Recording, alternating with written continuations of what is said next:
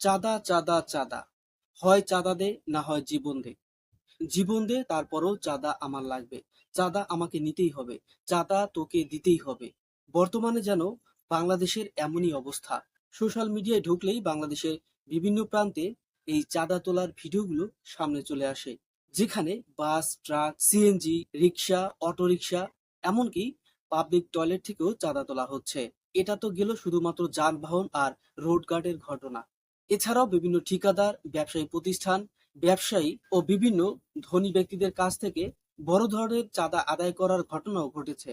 চাঁদা দিলে তো ভালো, আর চাঁদা না দিলে হুমকি ধামকি, প্রপার্টি জ্বালিয়ে দেওয়া, এমনকি খুন করতেও তাদের সময় লাগে না। আর এই ঘটনাগুলো যেন বেশিরভাগই ঘটছে রাজধানী ঢাকাতে। কোনোভাবেই যেন কন্ট্রোল করা যাচ্ছে না এই চাঁদাবাজদের।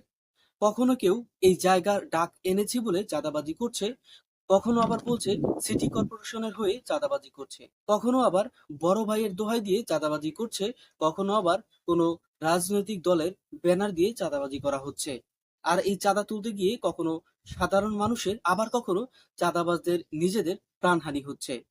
শুধুমাত্র চাঁদাবাজিই নয়, দেশে বৃদ্ধি পেয়েছে ছিনতাইয়ের মতো ঘটনারও। এই ছিনতাইয়ের ঘটনা আরো ভয়াবহ। এই ছিনতাইয়ে বেশিরভাগ মানুষের প্রাণহানি হয়। যদিও সরকারের তৎপরতায় ছিনতাইয়ের ঘটনা এখন একটু কম, তবে চাঁদাবাজের ঘটনা ভয়াবহ রূপ নিচ্ছে। দেশে ঘটে যাওয়া এই সমস্ত ঘটনার জন্য বেশিরভাগ মানুষই বর্তমান সরকারকে দায়ী করছে। প্রশ্ন তুলেছেন বর্তমানে পুলিশের দায়িত্ব নিয়েও। এটা সত্য যে পুলিশ তাদের কাজ ঠিকমতো করছে না, এবং এটাও সত্য যে সরকার চাইলেই এই সমস্ত ঘটনা নিরসন করতে পারে। তবে তার জন্য সাধারণ মানুষের সাহায্য খুবই জরুরি। এখানে সরকারের সাথে সাথে কিছুটা গাফলতি বা কিছুটা দোষ আমাদের সাধারণ মানুষদেরও রয়েছে। এমনই একটি কথা বলেছিলেন একজন আর্মি অফিসার।